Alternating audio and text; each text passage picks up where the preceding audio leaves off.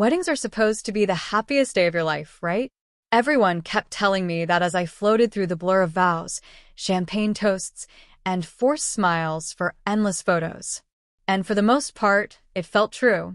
The venue was stunning, every detail meticulously planned, and Eric, my new husband, seemed like the perfect partner. He held my hand, whispered sweet words in my ear during the reception, and kissed me in a way that made my heart flutter. But now, sitting in the hotel suite in my carefully chosen silk nightgown, I wasn't sure anymore. It started small, a simple moment I brushed off. Eric had excused himself from the reception for over 20 minutes, muttering something about a work call. Work, on our wedding day? Strange, but Eric had always been devoted to his career, so I didn't think much of it. When he returned, his smile seemed a little forced, his hands trembling slightly as he adjusted his tie. "You okay?" I'd asked, reaching for his arm. "Fine," he replied, almost too quickly. "Just a minor issue at the office. Nothing to worry about." But now, hours later, that same uneasiness was radiating from him again. As I waited on the bed, heart pounding with anticipation for our first night as husband and wife, Eric barely looked at me. He was pacing near the window, still in his dress shirt, the tie now hanging loosely around his neck. "Eric," I said softly, trying to lighten the mood. "Are you going to keep me waiting all night?" He froze, then turned to me with a tight smile. "I'm just tired, Anna. It's been such a long day. Can we maybe wait until tomorrow?" My stomach dropped. "Wait until tomorrow? Eric, it's our wedding night." I know. He sat on the edge of the bed, running a hand through his hair. "It's just, I'm exhausted. And there's something I need to deal with in the morning. What could possibly be so urgent?" I pressed, my voice sharper than I intended. "It's complicated," he muttered, avoiding my gaze. Then, without another word, he climbed under the covers and turned his back to me. I sat there for what felt like hours, staring at the ceiling, replaying the day in my head. What could possibly have Eric so distracted on the most important night of our lives? Was it really just exhaustion, or was there something he wasn't telling me? The next morning, things didn't feel any less strange. Eric was up before me, already dressed and sipping coffee by the window when I opened my eyes. "Morning," he said, flashing me a quick smile. "I ordered breakfast. Hope that's okay." It wasn't the warm, affectionate greeting I'd imagined, but I nodded, forcing a smile. "Sure." As we ate, I tried to brush off my lingering doubts. Maybe I was overthinking things. Weddings were stressful, and Eric had always been a bit of a perfectionist. Maybe he really was just overwhelmed. But then I noticed something odd. Eric's phone, which was usually glued to his hand, was lying face down on the table. He glanced at it every few minutes, his jaw tightening slightly whenever it buzzed with a notification. "Everything okay?" I asked, trying to keep my tone casual. "Yeah," he said quickly, reaching for the phone. "Just work stuff. You know how it is. Work stuff." On the second morning of our honeymoon, my chest tightened as he stood abruptly and muttered something about needing to make a call. I waited until he was out of earshot before glancing at his phone, which he'd left on the table in his rush. The screen was still lit, and a name flashed across the notification. Eldam. My heart skipped a beat. Elam was not a name I recognized. Later that day, as we explored the city hand in hand, Eric seemed back to his usual self. He laughed, held me close, and even surprised me with a beautiful necklace from a small boutique we passed. For a while, I let myself believe that everything was fine, but the name Elam kept circling in my mind. Who was it? A coworker? A friend? Or something else? That evening, as Eric showered, I couldn't resist the urge to check his phone again. This time, I searched through his messages. There were dozens of texts from Elam, all sent in the past few weeks. Most of them were short and cryptic, things like, "Did you tell her yet?" and "We need to talk." But the one that made my blood run cold was from the night before our wedding. "If you go through with this, you'll regret it." I sat there, phone in hand, feeling like the ground had been ripped out from under me. Who was this person, and why were they threatening my husband on the eve of our wedding? When Eric came out of the bathroom, I was already in bed, pretending to be asleep. My mind was racing, but I knew I couldn't confront him. Not yet. I needed answers first. Over the next few days, I started piecing things together. Eric had always been private about his past, brushing off questions about old relationships or family drama. But now I was starting to wonder if he was hiding something bigger. The first clue came when I found a receipt crumpled in the pocket of his jacket. It was for a luxury hotel in the city, dated just 2 days before our wedding. Eric hadn't mentioned staying in a hotel that night. He told me he was working late. The second clue came when I overheard him on the phone late one night. He was speaking in hushed tones, his voice tense. "I told you, I can't do this anymore," he said. "She doesn't know, and she doesn't need to know." Who was he talking to? And what didn't I need to know? As the days went on, my doubts grew into something darker. Eric was still the charming, attentive husband in public, but at home, there was a distance between us that I couldn't ignore. One evening, while Eric was at a late meeting, I decided to dig deeper. I searched his office, opening drawers and rifling through papers, hoping to find something, anything, that would explain the strange behavior. And that's when I found it. Tucked away in a locked drawer was a folder labeled LM. Inside were pages of documents, emails, photos, even a legal agreement with Laura's name on it. My hands shook as I read through them, each page raising more questions than answers. At the bottom of the pile was a handwritten note. "If you don't handle this, I will." I sat frozen, staring at the note in my hands. My pulse pounded in my ears, and a knot tightened in my stomach. Who was LM? The documents, the threatening tone of the note, it all painted a picture I didn't want to believe. But I couldn't ignore it any longer. My husband was hiding something, and it was big. The hours crawled by as I waited for Eric to come home. My mind was a storm of questions, each one more damning than the last. Was LM an ex-girlfriend? A coworker? Someone from his past who had a grudge? Or, worst of all, was this the kind of secret that could destroy our marriage before it had even begun? When Eric walked through the door, his tie loosened and his expression weary, I had to force myself to stay calm. He kissed me on the cheek as he passed, heading straight for the fridge to grab a beer. "How was the meeting?" I asked, my voice carefully neutral. "Long," he replied, leaning against the counter. "They always drag on." I watched him closely, looking for any sign of guilt or discomfort. But he was a master at masking his emotions, and if he was hiding something, he wasn't about to let it show. As much as I wanted to confront him right then and there, I knew it wasn't the right time. I needed more information, more proof. Whatever this was, it felt deliberate, calculated, and I couldn't afford to go in blind. The next morning, Eric left for work as usual, kissing me goodbye before heading out the door. As soon as I was alone, I went back to the folder I'd found in his office. This time, I took photos of every document, every scrap of paper, just in case. One of the emails caught my eye. It was sent from Eric's personal account, addressed to LM, and dated 3 weeks before our wedding. "I've done everything you asked. Please don't contact me again." The more I read, the more unsettled I became. There were no explicit details, no names or specifics that could clue me into the nature of their connection. But the tone was desperate, almost pleading, like Eric was trying to end something he'd started but couldn't control. Then I found the photograph. It was tucked between the pages of a legal agreement, its edges slightly worn, as if it had been handled many times. In the photo, Eric stood beside a woman I didn't recognize. She was stunning, long dark hair, piercing eyes, and a smile that didn't quite reach her face. The two of them were at some kind of event, dressed formally, but it was the way she clung to his arm that sent a chill down my spine. On the back of the photo was a date, April 14th, 2019. That night, I decided to take a different approach. Instead of confronting Eric, I reached out to someone who might have answers. His younger sister, Claire. Claire and I had always gotten along well, and I hoped she might know something about the mysterious LM that Eric wouldn't tell me himself. "Hey," I said when she picked up the phone. "Do you have a minute to talk?" "Of course," she replied. "What's up?" I hesitated, unsure how much to reveal. I've been noticing some strange things with Eric lately.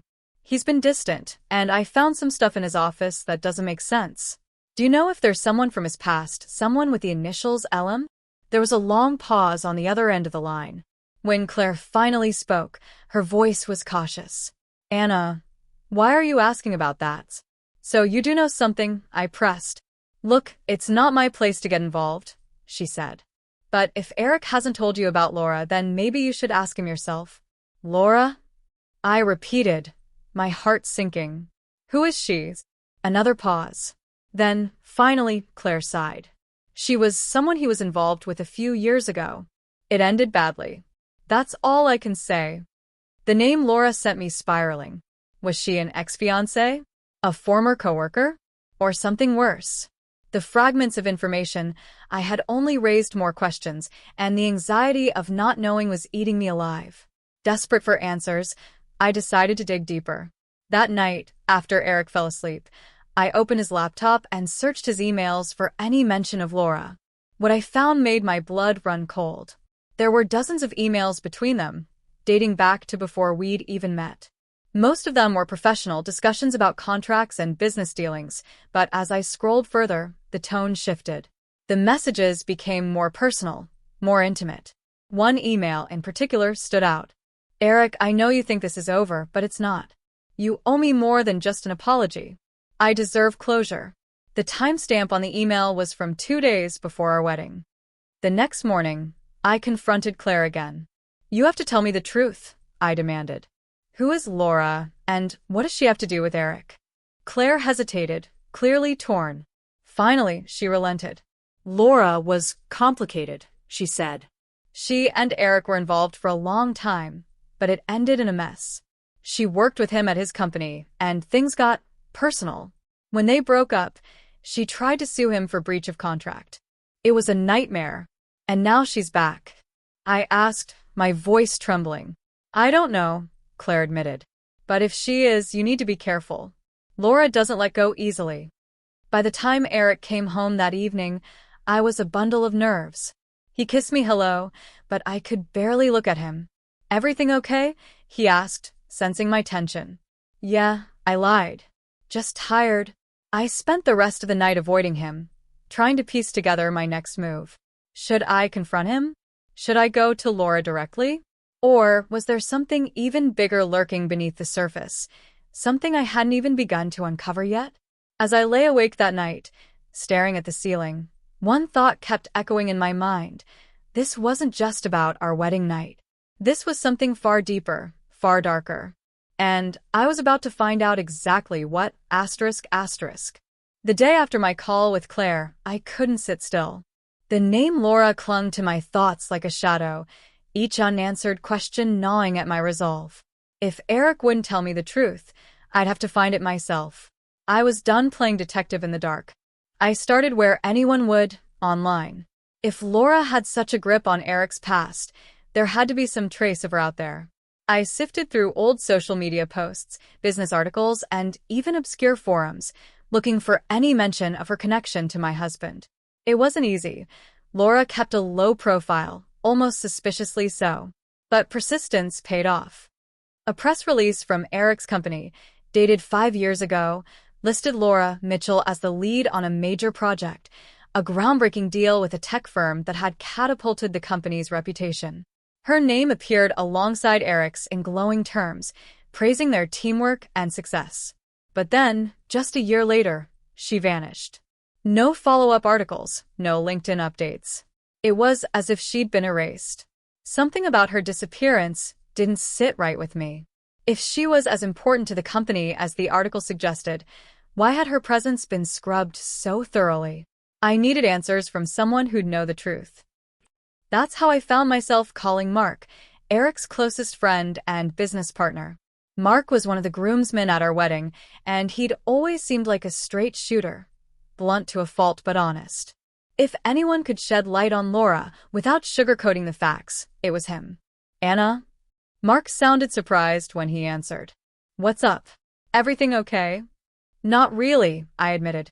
Mark, I need to ask you something, and I need you to be honest with me.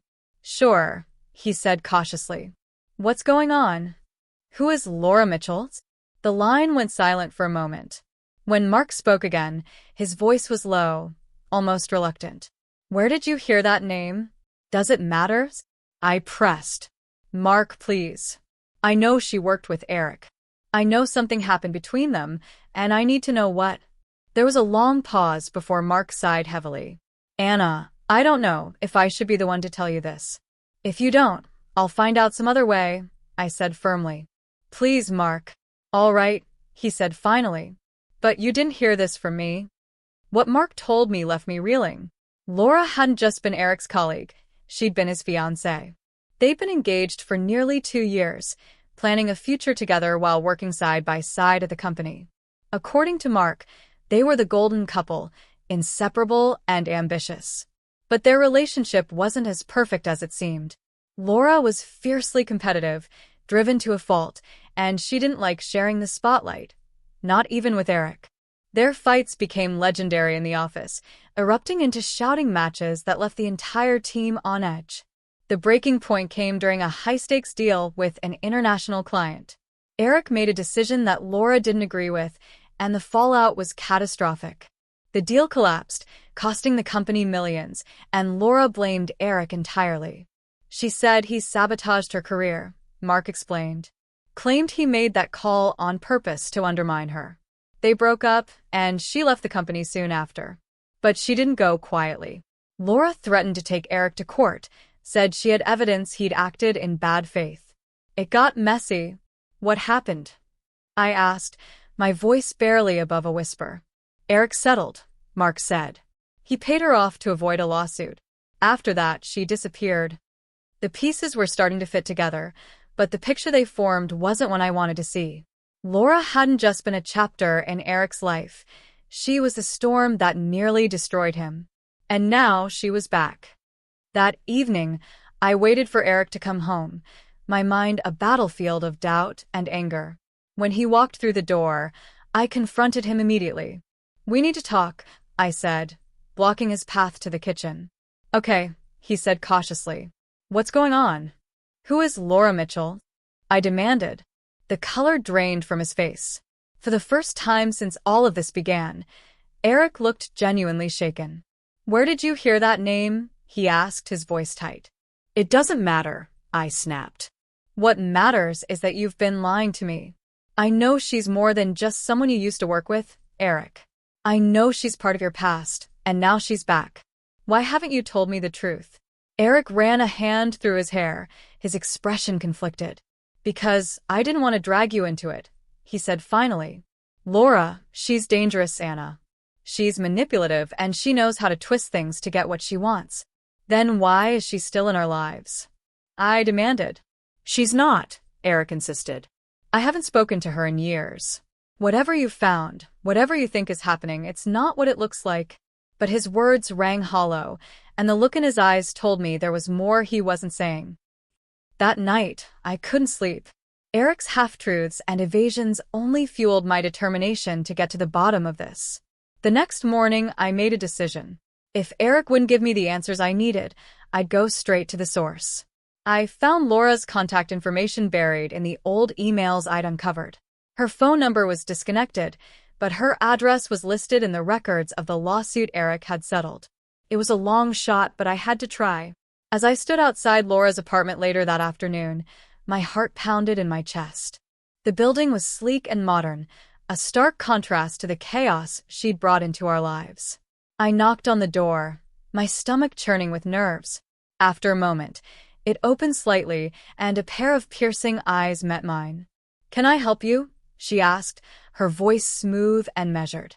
Laura, I said, my voice steady despite the storm inside me. We need to talk. Her expression didn't change, but there was a flicker of recognition in her eyes. She stepped aside, letting me in. As the door closed behind me, I realized I'd just crossed a line I couldn't uncross. Whatever secrets Laura held, I was about to uncover them, and there was no turning back.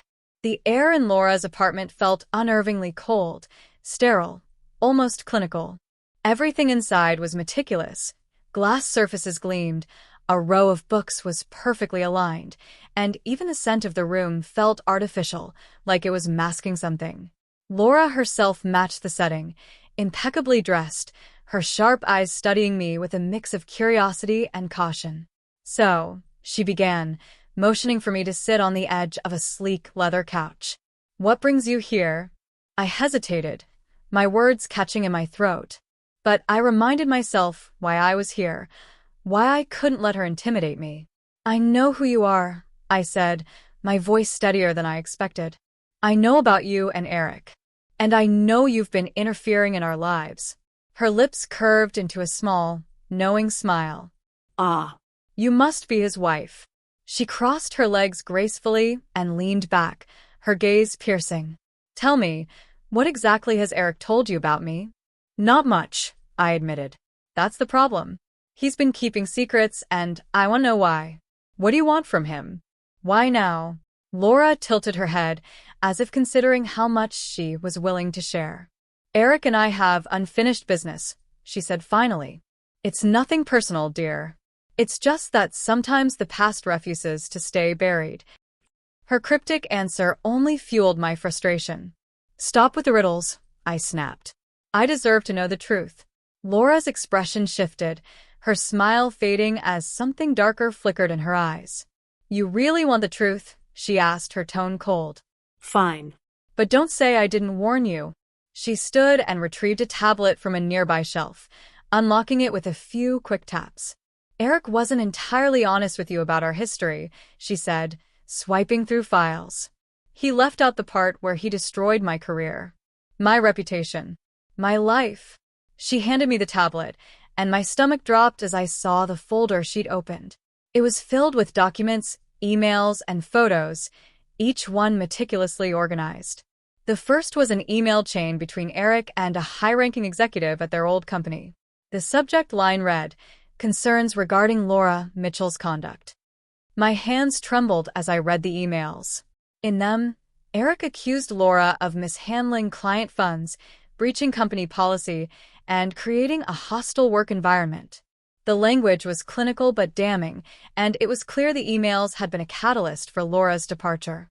"This is what he sent to the board," Laura said, her voice icy.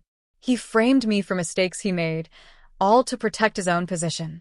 I lost everything because of him." "That doesn't make sense," I said, shaking my head. "Why would Eric do that? He's not." "Not what?" Laura interrupted, her tone sharp. "Not capable of lying? Not capable of betrayal? Sweetheart, you have no idea who your husband really is." Her words struck a nerve, but I wasn't ready to believe her. "This doesn't prove anything," I said, placing the tablet back on the table. "You could have fabricated those emails." Laura's smile returned, more cutting than before. "I knew you'd say that," she said, pulling out her phone. "That's why I recorded our final meeting. Listen for yourself." She played an audio file, and my heart sank as I recognized Eric's voice. "I'm sorry it had to end this way," he said, his tone measured but firm. "You left me no choice, Laura. You were becoming a liability." "A liability?" Laura's voice was sharp, angry. "I was your partner, Eric. I built this company with you, and you repay me by stabbing me in the back." "You made your bed," Eric replied coldly. "Now you have to lie in it." The recording ended, leaving a deafening silence in its wake. I stared at Laura, my mind racing. The voice in the recording was unmistakably Eric's, but it didn't sound like the man I knew. "I'm not here to ruin your marriage," Laura said, breaking the silence. "Frankly, I couldn't care less about your personal life. I want justice. Eric owes me, and I intend to collect." "What does that mean?" I asked, my voice barely above a whisper. "It means," Laura said, leaning in close, "that unless he makes things right, I'll make sure everyone knows what kind of man he really is." I left Laura's apartment feeling like the ground had been ripped out from under me. If she was telling the truth, then Eric wasn't the victim he claimed to be. He was the perpetrator.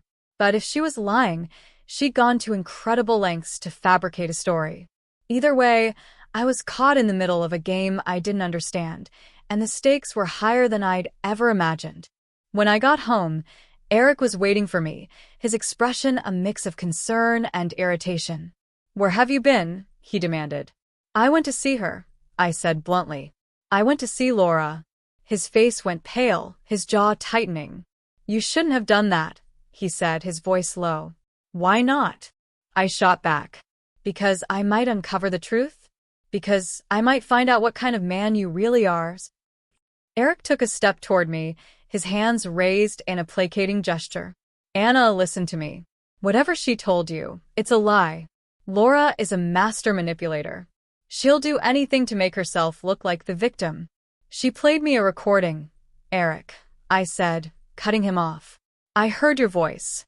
You called her a liability. You admitted to betraying her." Eric froze, his eyes widening. For the first time, he looked genuinely afraid. "Anna," he said slowly, "you don't understand. There's more to this than you realize." "Then explain it to me," I shouted. "Stop hiding behind half-truths and excuses. If you want me to believe you, then tell me everything." Eric hesitated, his gaze dropping to the floor. When he finally spoke, his voice was barely above a whisper. "All right," he said. "You want the truth? You'll get it. But you might not like what you hear." Eric sat down heavily on the edge of the couch, his face buried in his hands. The confident, composed man I thought I knew was unraveling before me, and it terrified me.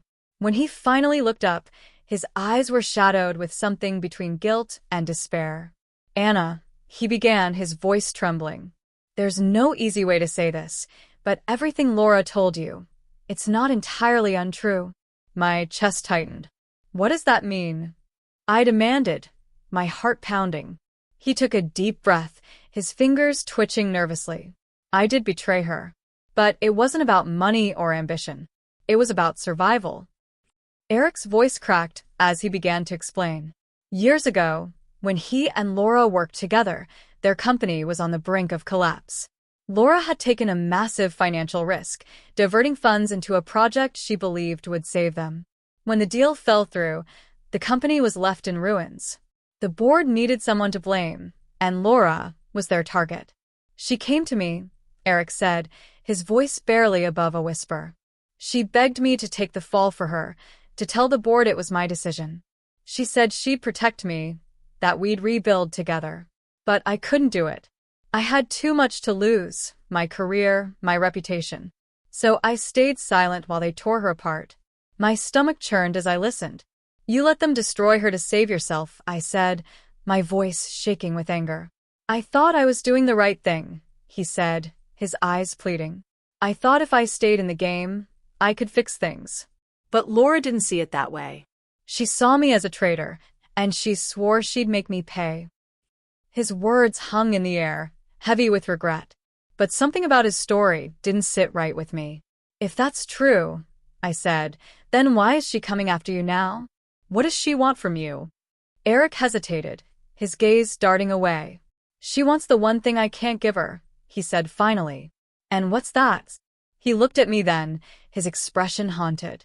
"Justice," he said simply. "She wants me to confess to the board, to the public, to everyone that I lied. That I let her take the fall for something she didn't do. But if I do that, Anna, it'll destroy everything we've built. I'll lose my job, my credibility, everything. And we'll lose our future." I stared at him, struggling to process his words. "So you're asking me to help you keep the secret," I said slowly. "You're asking me to choose you over the truth." "I'm asking you to choose us," he said, his voice breaking. "Please, Anna." "I made a mistake, but I did it for us. For our future. Don't let her tear us apart." For a moment I almost believed him. But then I remembered Laura's words, her evidence, the recording of Eric's cold, calculating voice. And suddenly, I wasn't sure who to trust. That night, while Eric slept, I sat in the kitchen with Laura's tablet in front of me. I couldn't stop thinking about her files, her accusations, and Eric's desperate plea for me to keep a secret. If I stayed silent, I'd be complicit in his betrayal. But if I exposed him, I'd be destroying my own marriage. Unable to sleep, I made a decision. I texted Laura, asking her to meet me the next day. When we met again, Laura seemed wary but curious.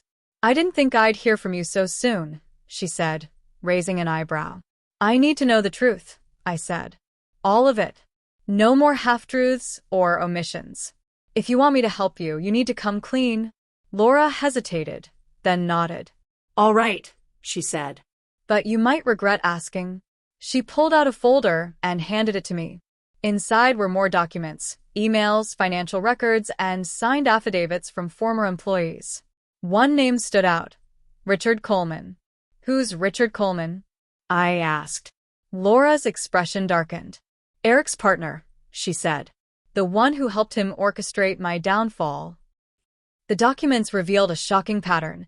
Eric and Richard had worked together to frame Laura for embezzlement, using falsified records to implicate her in a scheme she had no part in.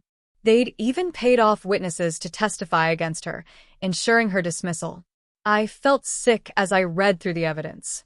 Why would he do this? I asked, my voice trembling. For power, Laura said bitterly. For money. Eric wanted to climb the corporate ladder, and I was in his way. So he got rid of me. And now he's trying to bury the truth. I left the meeting feeling more conflicted than ever. If what Laura said was true, then Eric wasn't just a flawed man. He was a manipulator, a liar, and a criminal. But confronting him meant risking everything. Our marriage, our home, and the life we'd built together. When I got home, Eric was waiting for me, his expression tense. Where have you been? He asked. With Laura, I said bluntly. She showed me the evidence. The emails, the affidavits, everything. I know what you did, Eric. His face went pale, but he quickly recovered. You don't understand, he said, his voice rising. She's manipulating you. She's trying to turn you against me. No, I said, my voice steady. You turned me against you. You lied to me, Eric. You used me. And now, you're asking me to cover for you. I won't do it. Eric's mask finally slipped, and his true colors emerged. Fine, he spat. Believe her if you want. But don't think for a second that you'll come out of this unscathed. If you side with her, you're throwing away everything we've built. Is that what you want? I stared at him, my heart breaking. No, Eric, I said.